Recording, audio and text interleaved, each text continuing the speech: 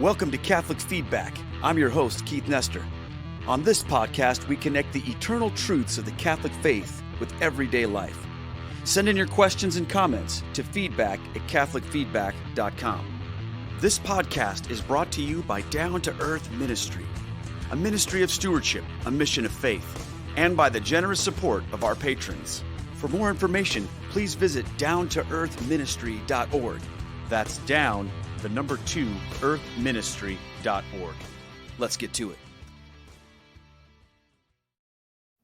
Well, hello, friends. Welcome to another episode of Catholic Feedback. My name is Keith Nestor, and on this podcast, we connect the eternal truths of the Catholic faith to everyday life. And today we're joined by a very special person. His name is Father Jon Seda, and he is the Vocations Director for the archdiocese of Dubuque, where I currently live.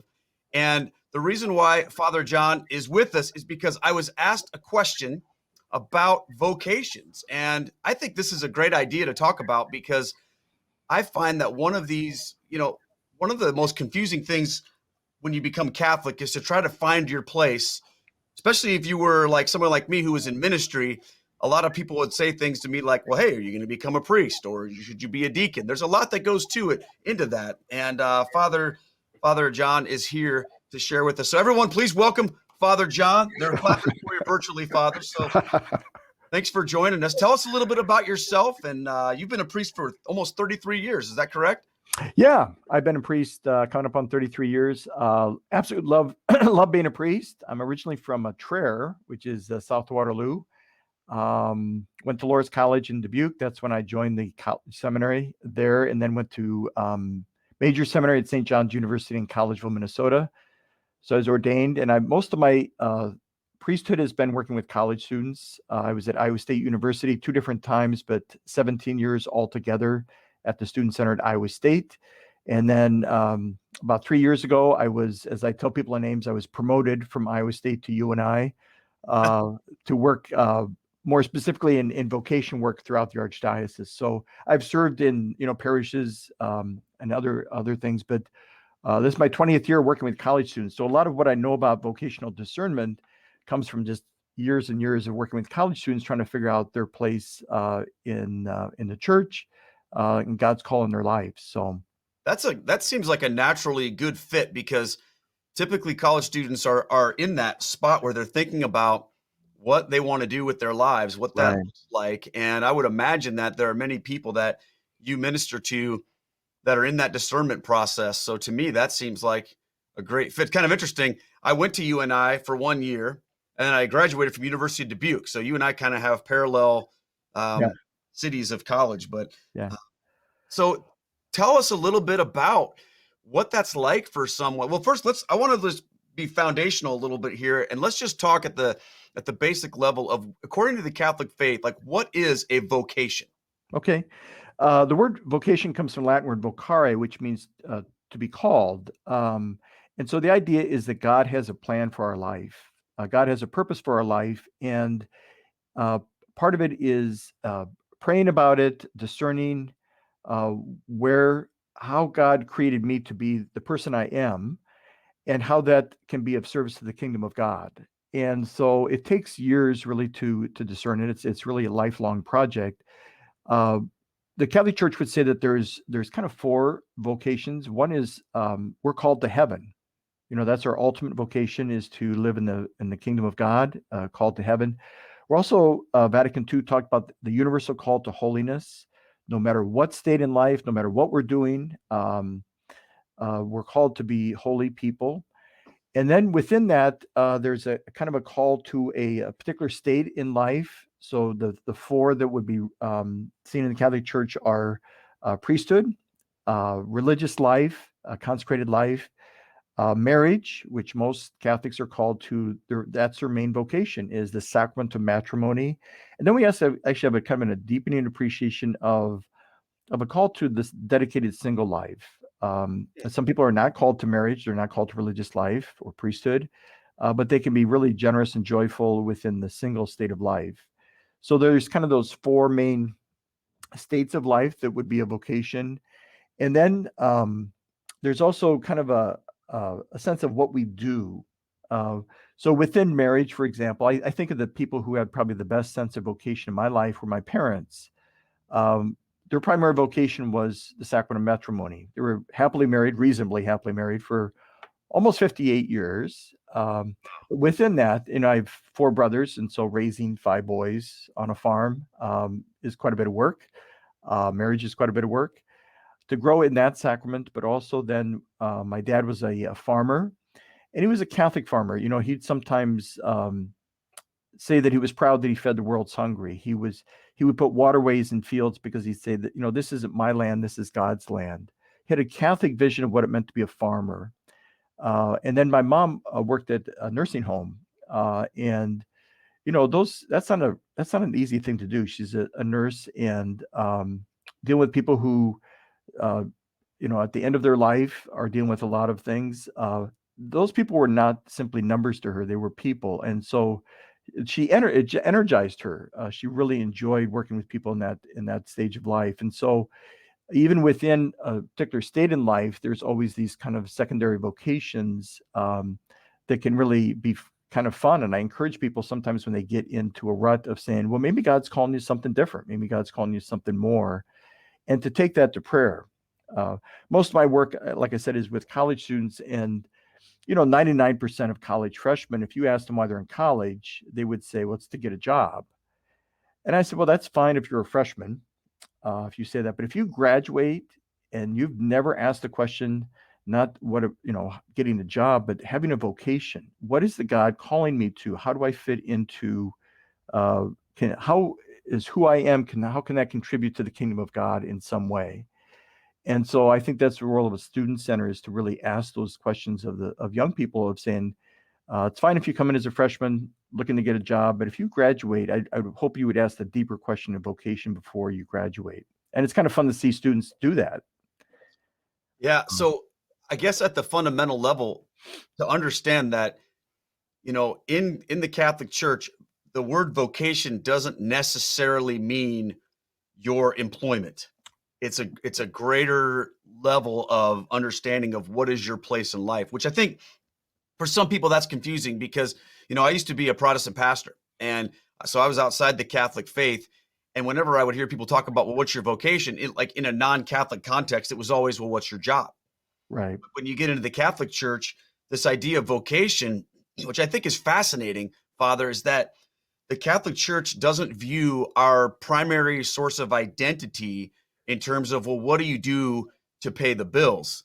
It's the state of life that you're Right. called into, which I think is an awesome way to look at it. So how do you help people to understand what their vocation is? Well, I think, we talked that the process is often called discernment. When I talk to young people, and guys who are discerning whether they should go to seminary or not, there's three questions that I have them reflect on. The first question is, what do other people see in me? And that's the exterior call of church. If you go to an ordination, after the archbishop calls somebody to orders, everybody in the cathedral claps, or you sort of hope they do. And it's sort of liturgically saying, we agree with your decision, Archbishop. Ordain these men we sent to you and send them back to us as priests. And so other people have to see it in us. The reason I put that first is because that was my own experience. I really did not consider the priesthood that much until a number of people asked me if I ever thought about being a priest. And I said, no, I was planning on going to Iowa State, ag business, kind of had it all planned out. But when I took that to prayer, why are they saying that? It did connect with something in my heart, that was a possibility. And so the exterior call of church is, what do other people see in me? Sometimes it's explicit, like, have you ever thought about being a priest?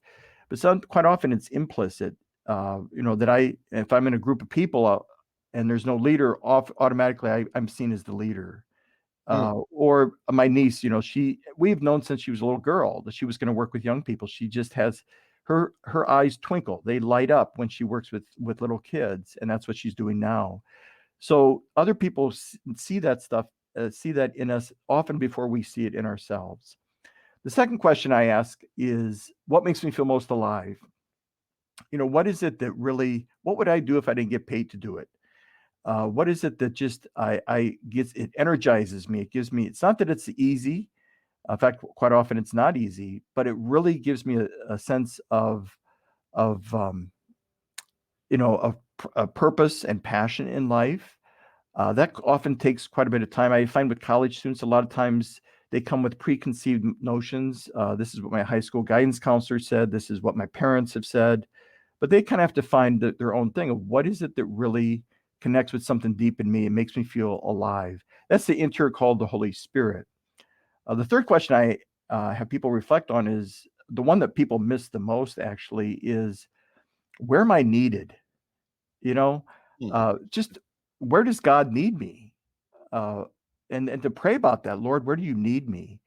Um, there's something very satisfying about being needed. My spiritual director in seminary said this thing which is very true. He says, at the end of the day, if you're a good priest, you're going to be tired, but it's a good kind of tired. It's not an exhausted kind of tired, like I just can't. I'm glad the day's over with. And that's certainly my experience. Is that yeah, I'm tired at the end of the day, but boy, it's a good kind of tired because I've responded to something needed in the church and in the world. So I always say that discernment is always baby steps. It's not A to Z, it's A to B. So you kind of discern if the answers to those three questions fit together and point in the same direction, take a baby step toward that. Ask her out on a date, uh, go visit a seminary, go visit a religious community. Take a step toward that, and that will give you more life experience and prayer experience on which to discern how God's calling you. Yeah, those are three really interesting questions.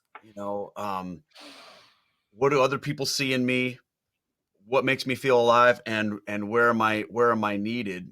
And I think even with those three questions, the one thing that you didn't say in there that I think most people instantly think of is, well, if I'm called to the priesthood or to some kind of full-time religious vocation that's not married, how do I deal with that? Am I willing to make that sacrifice? Can I do that? Do you find that that's like seems to be the principal issue that people wrestle with as far as whether or not they could do this? Do you think that it's something that is hard? I mean, that's to me that seems like an incredibly difficult decision to make. Yeah, I mean, the great thing about discernment is you never discern alone. The Catholic Church is very communal, and so it's not like I'm sitting in a room by myself trying to figure this out. That's really what seminary is you're put in a pretty intensive communal life that can help you see whether you're called to something or not. So when guys discern out of seminary, it's not like a failure. That they have discerned God's calling them in a different way, and they end up being amazingly good laymen and great husbands and dads. I think that's never a failure, but you never discern alone, and so you have the larger church to walk with you through that whole thing. The thing that really scares young people today, when people say, there's a crisis in ordained ministry, I said, actually, there's a much bigger crisis in the vocation of marriage. Hmm. And I think people sometimes don't think of that. That in terms of the number of people who live together without being married, the number of people who the divorce rate, all that. I said that's a vocation that's in crisis, and it's really the same crisis. And so when people say if we just did away with celibacy, we'd have more priests.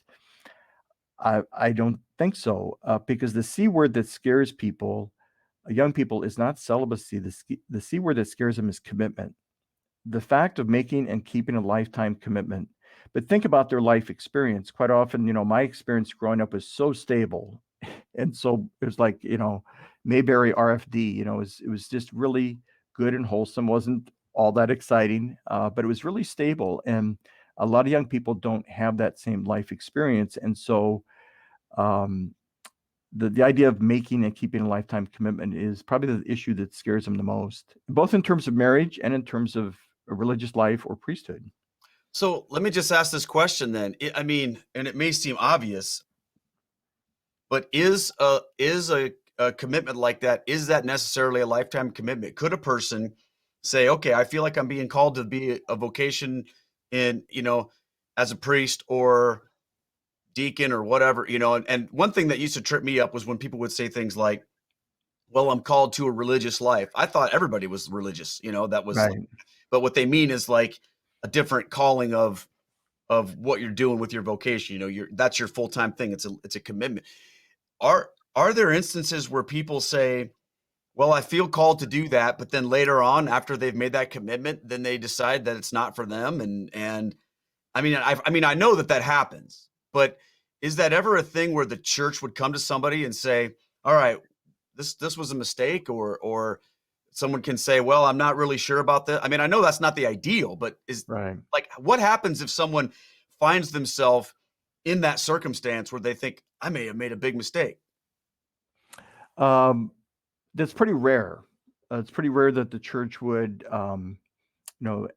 ask somebody not to serve as a priest after being ordained. Uh, it's also, I think sometimes there's a call within a call. I think of Mother Teresa, Saint Teresa of Calcutta, how she had that sense of a call within a call. She was called to religious life, but then later on, God called her to work more directly with the poor. That's more common, where I think sometimes people will say, I'm a priest, but maybe I'm not called to parish work. I'm called to. So Yeah. on occasion, you'll see somebody who's a diocesan priest who ends up joining a monastery. Mhm. They're still a priest, but they want to live a monastic vocation, a religious life, or vice versa. Sometimes somebody who's a monk wants to become a diocesan. That can happen. That's more common.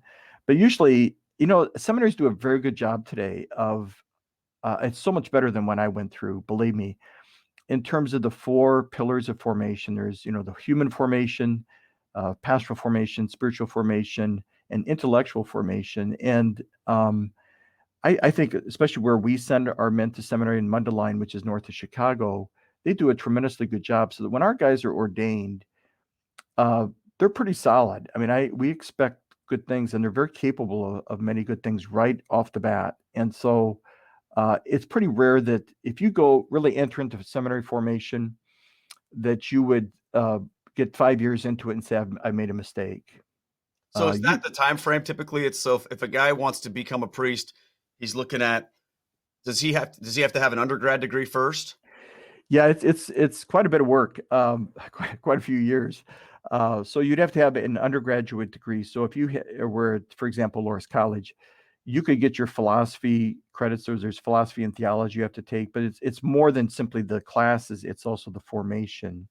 So, like, I'll give myself as an example. I joined seminary toward the end of my freshman year, um, and so I had all of the credits. I had the formation, everything. So then I went straight into major seminary. So I was ordained at the age of 26. It's 4 years of undergrad, 4 years of graduate school, which is major seminary. If somebody like the 3 men we have been ordained in May are all Iowa State graduates from my time there, 3 great guys. So they had their degree in history, computer engineering, and meteorology. So it doesn't matter what your undergrad degree is technically. Right, Like if you right. okay. But then then they spend 2 years in what they call pre-theology. So then they go to the program at Loras College. Gotcha. And it's not just taking the philosophy classes, but it's also entering into formation, having a spiritual director and all that. And then they go to the 4 years of major seminary. So they will be ordained probably at the age of 28 instead of 26, because their undergrad degree was in from a state university. And that's actually quite common. So what happens though? Like, how is that paid for?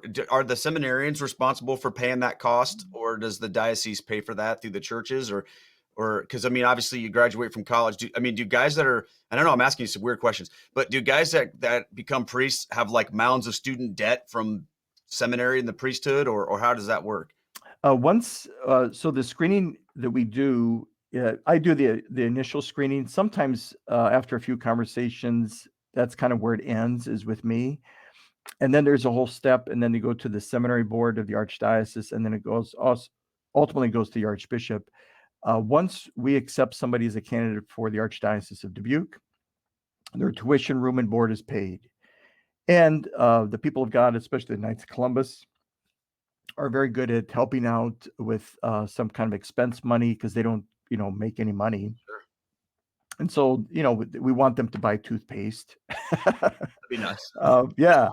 So, but you're not going to get rich being in seminary. But basically, all their expenses, once they're accepted as a candidate by the archbishop, their expenses are paid. If they have student debt, that can be an issue. I'm working with some people now, some men who that's what's they need to get that debt down because they can't pay off, $50,000 of student debt on a priest salary. Yeah. So that's going to delay their entrance into seminary until they can get that down to a more reasonable. They can have some student debt, but not a lot on a priest salary. Um, so that can be an issue in discernment. It's a bigger issue probably in terms of religious life because of the vow of poverty. Diocesan priests don't take the poverty. So we own our own car, for example, and things. But if you're entering a religious life, that community is taking on your debt. So that can be a bigger issue for women and men who are interested in a religious community.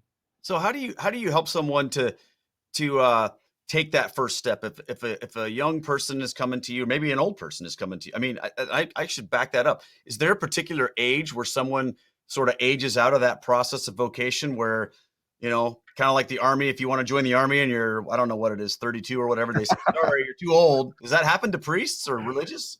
There's no set age, but once you get into your 40s and things, because it takes so long to Yeah. go through seminary, we don't want to ordain guys just to retire them, and so once you're kind of into your mid 40s, that might be an issue in terms of whether we would accept you as a candidate. Okay. That's interesting. So if someone is starting to feel this pull towards the religious vocation, maybe they think they want to be a sister or a brother in a monastery, or Right. they potentially want to be a priest or a deacon. What's the first thing that they need to do? Pray. I think discernment is really not about choosing. And I think this is the thing we always think Americans love having choices. Uh, and young people have all these choices in front of them. In fact, it's so overwhelming that it kind of they stagnates. They get paralyzed in front of all these choices. And I tell people discernment of God's call in your life is not really about choosing, it's about being led. And if you're going to be led, you need to be listening to the Lord, listening through scripture, listening to the church, listening to other people like me who might help in discernment. But it's really a matter of being led. And so it takes a certain humility and a certain openness. When I was in seminary, I had a little quote of St. John Baptist de La Salle that it was taped to my desk lamp. So one of my favorite quotes is that, the sign that God is acting in our life is when we're led to places we didn't plan to go. Wow, I love that. If our lives turn out, and you'll relate to this, if our lives turn out exactly as we had them planned, it's probably a good sign we're doing my will instead of thy will. Boom. There's always we should never. It's good to have some ideas, but don't have your life so planned out that there's no room to be surprised by the Holy Spirit. That happens within priesthood too. So once I'm a priest, I'm always a priest. But I never expected on the day of my ordination, I would spend 20 years of my life working with college students. That Mm. was a call within a call. Other people saw that in me. The Archbishop told me to do it. It fits me. I think a vocation will always fit you like a glove. And if you're living something other than your God-given vocation, yeah, you can be happy. Obviously, you can go to heaven, but you're not going to be as happy as you would be if you followed God's call. If you're doing, um, His will for your life. And so, this idea of being led to places we didn't plan to go, just being open to being surprised by God. But you're always kind of led to that. And so my first thing is to pray and to just to be open, and then to act on it. A lot of times people say I'm discerning priesthood or I'm discerning religious life. It means that they're thinking about it. And I said, well, thinking about it is different than really discerning it. You have to don't tell me what you think or what you feel. Show me what you do. Take some action. And it's like dating. I mean, you don't decide after one date if you're going to marry a woman. You decide, do you want to go on another date? And so I do have some resources. I said, go visit a religious community and just be with them for some time and see if does this fit me? Yeah. Does this fit me? And sometimes one religious community, I've had women who go and say, I just didn't feel at home there, but then they try another one, and it does fit them. And so take some action, pray and take some action, and God will show you the way. We kind of want to have it all figured out. I'm kind of a control person myself, where I kind of like, okay, show me how this ends up, and I think what the Lord keeps on saying is, I'm not going to show you that famous poem of Cardinal Newman, St. John Newman, now lead kindly light. I wanted to see the distant shore. Now, Lord, just show me the next step. And I think that's what discernment is. It's just show me the next step, and don't get so obsessed about seeing how this all turns out, because it's always a step-by-step process. So would a step then be for someone who, let's say someone's done the praying, they're feeling like, okay, I'm ready to take that next practical step. Would the next step then be to talk to their priest, or would it be to talk to the person at their diocese? Like, how do you can you just call up any random religious order and say, yeah, I'd like to come and spend time with you to help? Or is there more of a guided path for people who are trying to figure out what to do? Yeah, I mean, a good action would be to, I find that a lot of people do everything online. I will guarantee you that people check out the website before they ever call me. And so that's the way young people get their information. It's kind of a non-threatening way of doing it. I think some people say, as soon as the vocation director knows that I'm thinking about this, man, he's going to be twisting my arm or breaking my legs. I'm like, no, I'm here to help you, but that's the impression that sometimes people have. And so they do a lot of their research online. There's lots of good things, as you know, online that can help people with discernment. But eventually you have to do you gonna have to kind of buck up and just meet with somebody, talk to somebody in person. There's no substitute for that. And so it can be your parish priest, it can be a trusted mentor in your life. What I do as diocesan vocation director is meet with people who might be referred by their parish priest to me, or have indicated some openness. And I'm always happy to meet with people in person, and just kind of, and a lot of times what I do too is, because I'm only half-time vocation work and half-time St. Stephen's, is I try to find local resources for them. What are the things in their particular area that they could do, or point them in the right direction for things. Wow. I mean, I think about when, at our church, we have this setup right now where all the people in seminary, we have their pictures, we have these little cards, and Right, our priest encourages us. He says, take these things like baseball cards, and have them right. and say a prayer for these guys. And I think, man, what an incredible calling, and then whenever I run into a young person who is considering that, I'm just so moved by that, because obviously in the Catholic faith, to jump into this is a huge commitment, and it's a huge sacrifice, but what an honor to be a part of that. I mean, I look at the priests like you know, these are the Navy SEALs of our faith. These are the rock stars who are like going in there. Rock stars probably not a good way to say it, but like they're the guys on the front lines who are saying, I'm throwing my life down for this thing, the faith, and I'm going to step out and do this. And to be able to make that decision is huge. But I hear this a lot. Maybe you can help me understand this. It, are we in some kind of shortage crisis nationwide with the priesthood, or is that just something people say? I mean, are we feeling that? Oh, absolutely. Okay. So I would say it's a perceived shortage. So we're short compared to what we were used to. When I was ordained in 1988 in the archdiocese of Dubuque, there was 234 active priests. Now there's about 77. Wow. So just during my priesthood, so I was pastor of 5 parishes by myself at one time. The parishes between Marshalltown and Ames. Actually, I loved it. Getting up and running was kind of a trick, but once it got up and running, it was a hoot. But so how people experience priesthood has shifted quite drastically just in my lifetime. There used to, at one time, I think there was over 400 active priests in our diocese. So we had, priests teaching full time at the college. Our high schools all had priests teaching full time. We had so many we didn't know what to do with. That number has gone down. Now I think we're kind of bottomed out.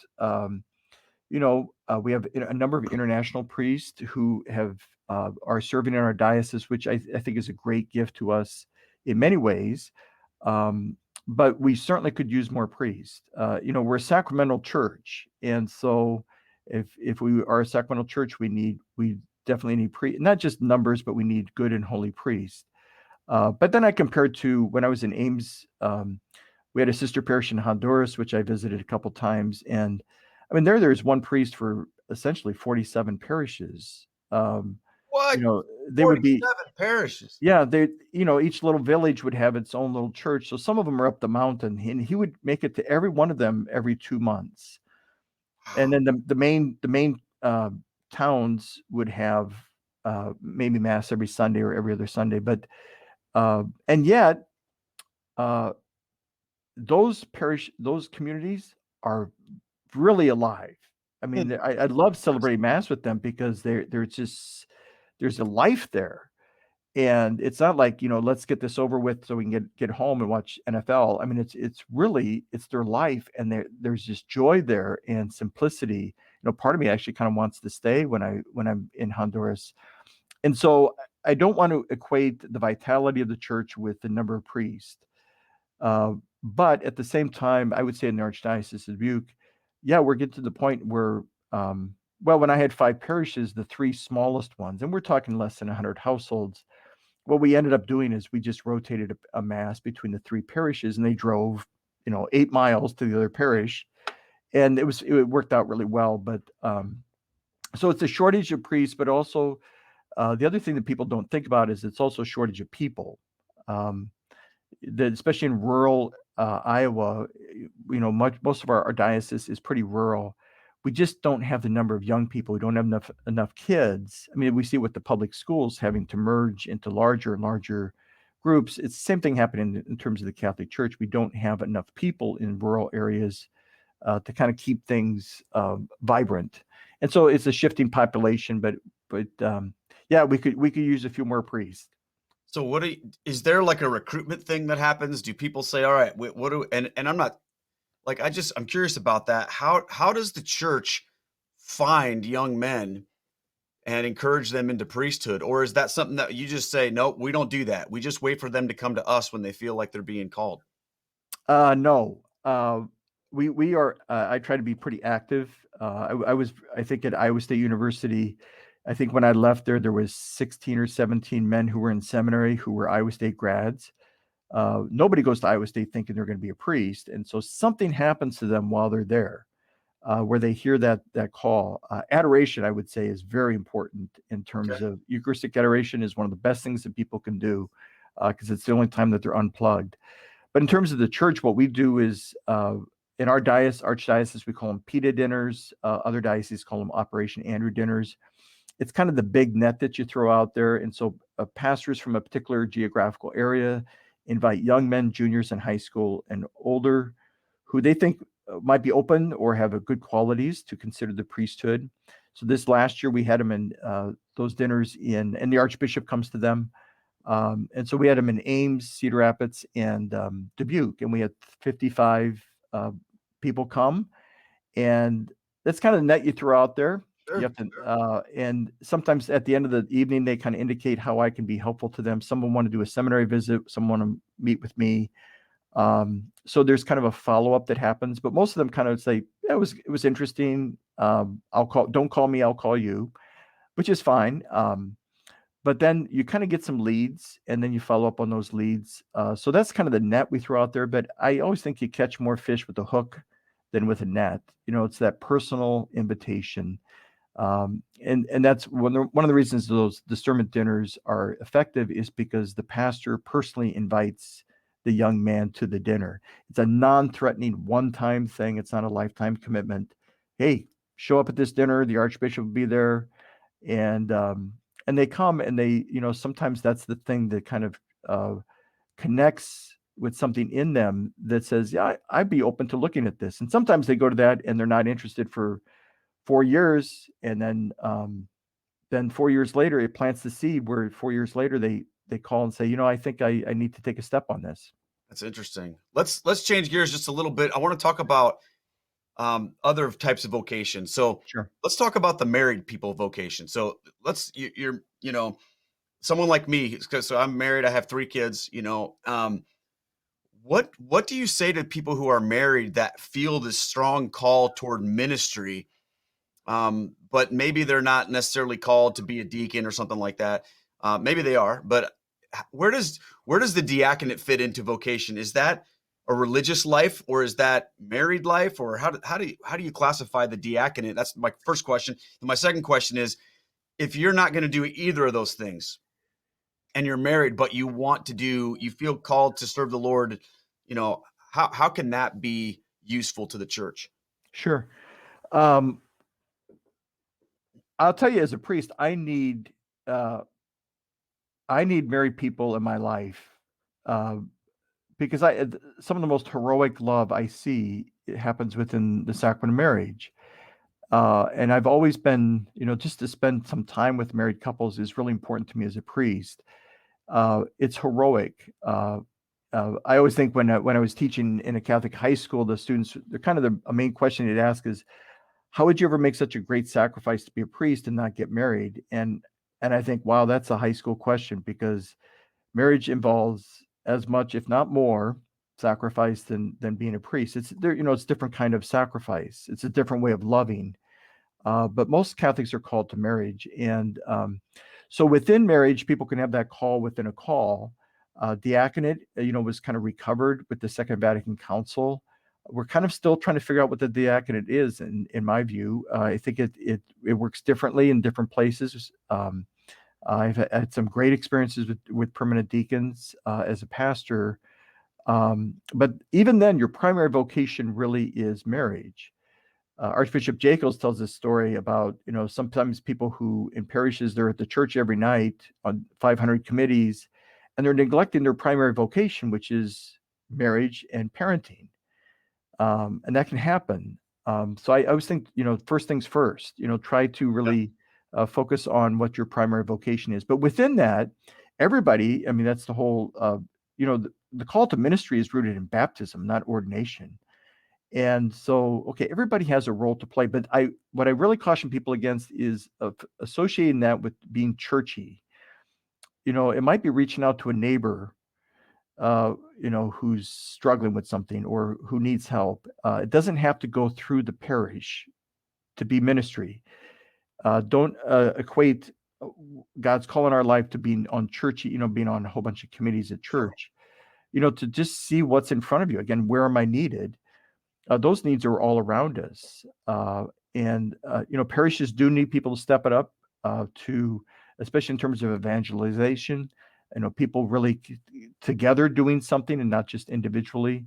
But I think there's always that, and I find that people sometimes halfway through marriage, halfway through life, they kind of get a sense I'm called to. I talked to a woman the other day. She's interested in getting church work, church ministry in some way. And she goes, I'm just in corporate America, and I can't do this anymore. Hmm. And it doesn't, it used to kind of, now I do it because I have to, and I want to do something in life. I said, well, that God's calling to something, and he'll show you what it is.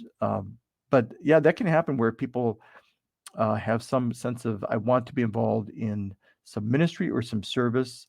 Sometimes that for men turns into the permanent diaconate, which is kind of its own thing.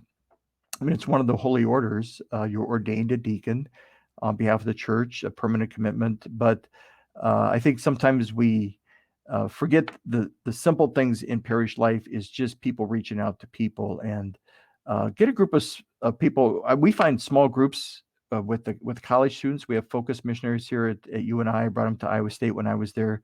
Boy, that's how people really grow. Is Tell get us together. tell us what a focus missionary is.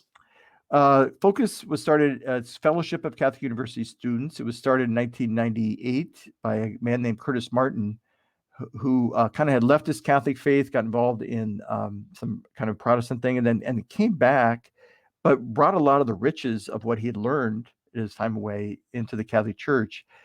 They now serve, I don't know, 140 campuses around the country, probably 900 missionaries. They're kind of recent college grads who give 2 years, at least 2 years of their life to basically doing missionary work on campuses.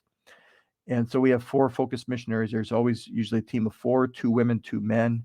I just find, so a lot of what they do here is meet with our students in small groups and get a group of men together, a group of women together, and they go deep into faith. And because students will say, even if they went to a Catholic school, they say, I really don't know that much about my faith, or I don't, and I wasn't really that interested, but now that I have a roommate who's a Buddhist or an atheist, I'm interested in knowing this. And I don't know. And so I said, well, your peers are asking the same question. Get together with your peers and figure it out. I'm happy to talk to you, but just get together. So these small groups are really fantastic in terms of the level of not just understanding, but the living of the discipleship and how they challenge and support each other to do that. And so Focus has been really great here. We just had a conference with 122 students, gave, good part of 4 days to deepen their life with Christ. It's really, really powerful what they do. But if we're in those type of connections thing, I think we have to be communal about things and not just trying to sit in my room and figure it out myself. Get in a small group, and you'll find that something, God might call a married couple, for example, who says, God's calling me to something more. I don't know what it is. Maybe to be a foster parent, or maybe to read, there's always something. Where am I needed, and what would make me feel alive? There's always something there if we're looking for it, if we're praying about it. I think those things are in front of us. That idea that you talked about a couple times here today, this call within a call, I think is crucial, because what I want everybody to understand is when you sense that call to your vocation, that isn't like a bell that you ding and go, "Yep, I did it.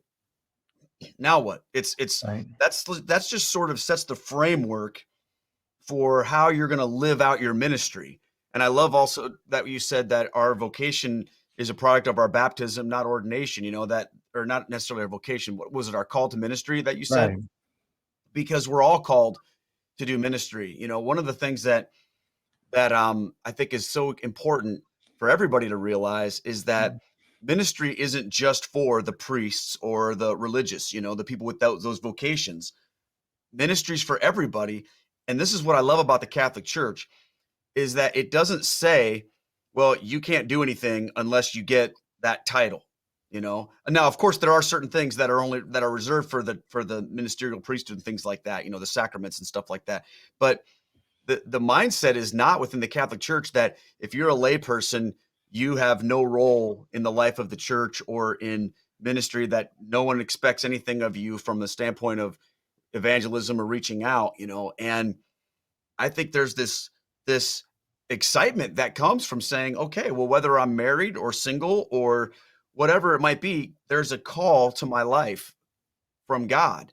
And then within that call are all these different ways that it can be lived out. Oh, absolutely. And I mean, the word you use there, which I love, is excitement. I mean, really, it's exciting. To be a Catholic is the most exciting thing possible. I agree, 100%. It absolutely is, because we are led to places we didn't plan to go. And God's always presenting these opportunities in front of us, but sometimes we don't see them because we're not really praying about it or looking for it.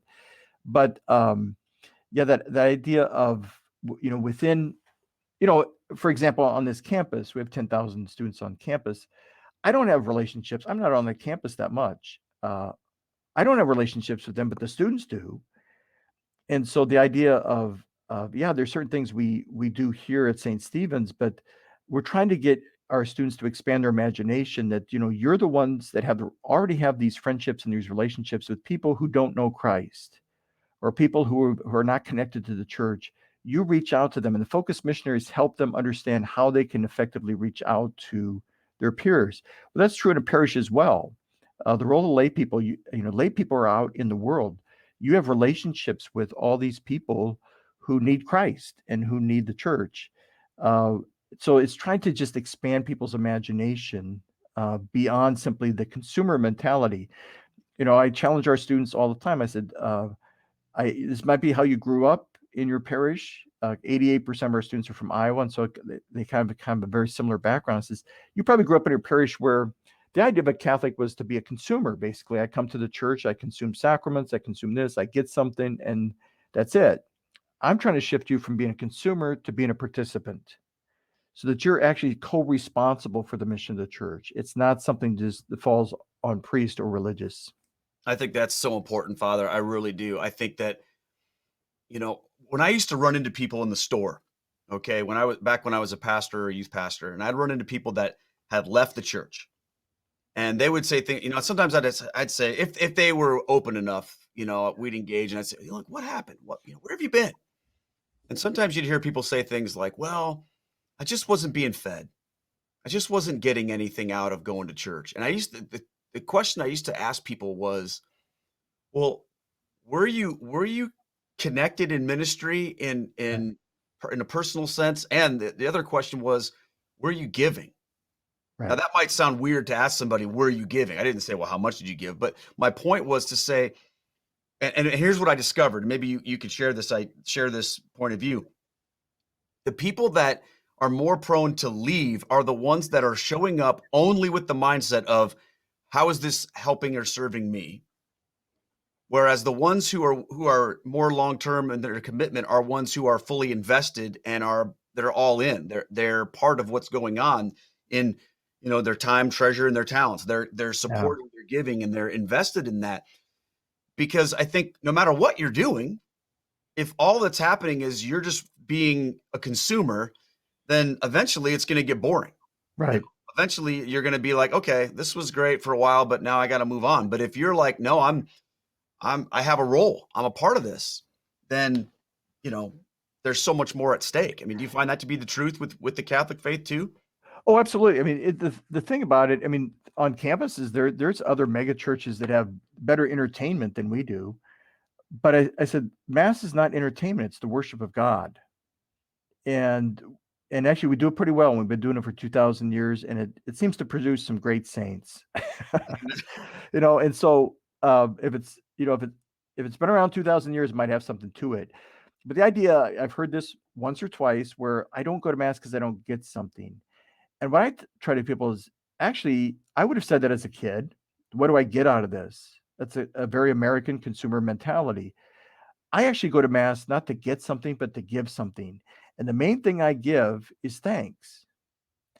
Wow. I love that. Word Eucharist means thanksgiving. Thanksgiving. Mhm. And if I don't come every Sunday with the community and say thank you to God, what happens is I slip into entitlement spirituality, where I need this, I deserve this, I want this.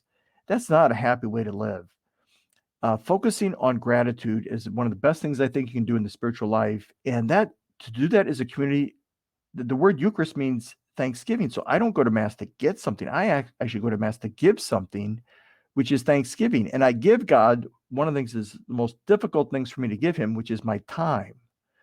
In some ways, I'd rather give you my money than my time. And so I say I structure that in my life, because if I don't structure gratitude into my life, I get into entitlement spirituality, and that's not a happy way to live. Oh man, you're speaking my language. I mean, I understand that 100%. So much of the mentality around church oftentimes in our culture is serve me, serve me, serve Right. me. And it's so, I remember one time I had a woman come and sit down with me, and she was doing interviews before she would decide which church she would allow her daughter to go to their youth groups. I was a youth pastor at this church, and she was like, okay, well, I'm just here. I have a list of questions, and I want to know what you're going to offer my daughter if we come to your church. Right. And it was like, I felt like I was sort of like being, like a salesman. Well, we're going to do this. We're going to do Right. this. We're going to do that. And it just felt so weird to me to be on that spot. But that was the mindset, was Yeah. what are you going to do for me if we come here? And the other thing was, people would often threaten, well, if you don't do this, we're going to leave. You don't Right. do this. So, and I know we kind of veered off this a little bit, but I think those things, Father, connect to this idea of vocation, don't they? Because if we approach our vocation as, what do I get out of whatever vocation I am being called to or stepping into, if we approach it that way, we're going to be miserable. But if we approach our lives and our vocation as, how can I use my life as an offering of thanks to the Lord in whatever way he sees fit. And your third thing before that, when you said these three things, what do people see in me? What makes me alive? And your third one was, where am I needed? That is a question I don't think a lot of people ask anymore, Father, when they're thinking Right. about their lives. They're thinking, well, what do I get out of this? Not Right. what am I needed? That's huge right there, everybody, to connect that to your life, I think. Yeah, the happiest people I know, their whole philosophy of life seems to be two things. Wow, today's a gift from God. And the second is, how do I give it away? That's it. And they're just incredible. They laugh a lot. They're easygoing. There's no big ego you have to dance around. They're the first ones to step up and say, how can I, but without being asked, they serve. And I just think that's the gospel way. My life is a gift. This day is a gift. How can I give it away? And if we're praying about that and asking that, God will show us a lot of ways to do it. Amen. I think that kind of sums up the whole idea of vocation right there with what you said. Is if I look at my life and say, this is a gift from God, how do I give it away? And then Right. God says, well, through the church, there's some ways you can do that. You can either be married, which is giving your life away. Absolutely. You can be, an ordained priest, giving your life away. You can be a religious, giving Yeah. your life away. And you can be, and I like and we didn't really cover this too much, but you can be called to singleness in a secular sense, but still from the standpoint of my life as a single person is still a valid vocation. I think sometimes people feel like if they're not a priest or religious, they must be married or there's something wrong with them. Right. And I think, my own personal view is not necessarily that's a valid calling too. Yeah. I mean, I sometimes define a vocation as the best way to love that gives me the most joy. And it's a way that fits who I am, but it's a way of loving. It's a way of pouring my life out for others. And it also gives me the most joy. And it fits me. It fits who I am, who God created me to be. There was a study done a number of years ago by a university about parishes in the United States, and it stunned me to realize that in your typical United States Catholic parish, a third of the people in the pews are not married. They're single, they're widowed, they're divorced, they're separated, they're celibate. But we just think everybody's married. Like this is the presumption. And so sometimes in parishes, and that's really true. I look out at parishes and I look at the people, a third of them don't live within the sacrament of marriage.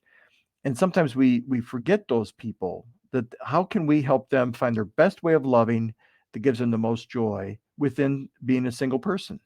Amen. Amen. Well, Father Seda, I want to just thank you for sharing this with us. This has been fascinating for me, and a lot of the things that you've said have resonated with me on multiple levels. And I believe that there are folks watching this or listening to this that are in that place where they're going, okay, I came into the faith maybe as a married person, but there could still be a way for me to do ministry within that. And that's 100% valid. But there's also folks who are not in that situation and they're trying to discern what God has for them. And I think the things that you've said here today have been extremely helpful. So I want to thank you for your ministry. I want to thank you for your obedience to the Lord and your vocation, your calling. And of course, lastly, I want to thank you for giving us your time here today on Catholic Feedback. And I just want you to know how much we appreciate that. Great. Thank you. I appreciate what you do is for the church as well. Awesome. Thank you so much. Friends, I want to thank all of you for watching this episode of Catholic Feedback. If you've enjoyed it, I pray that you might share this episode with someone else, maybe who you are trying to encourage into a different vocation or to discover their vocation. There's different ways you can do that. And of course, most importantly, guys, pray, and be willing to step in to something that maybe you never would have thought of yourself. Remember what Father said about that oftentimes, as we follow the Lord into ministry, he'll call us to places that we never expected to be. I know that's true for me, 100%. And I bet it's true for you as well. Thank you so much for watching this episode. And until we see each other next time, may God bless you and keep you. Take care and have a good week. Thanks for listening to Catholic Feedback with Keith Nestor. Send in your questions and comments to feedback@catholicfeedback.com. This podcast is brought to you by Stewardship, a mission of faith, and is also supported by our team at patreon.com/Keith Nestor. Please consider joining our support team. Catholic Feedback is a production of Down to Earth Ministries. For more information about Down to Earth or to bring me to your parish or event, visit down2earthministry.org. See you next time.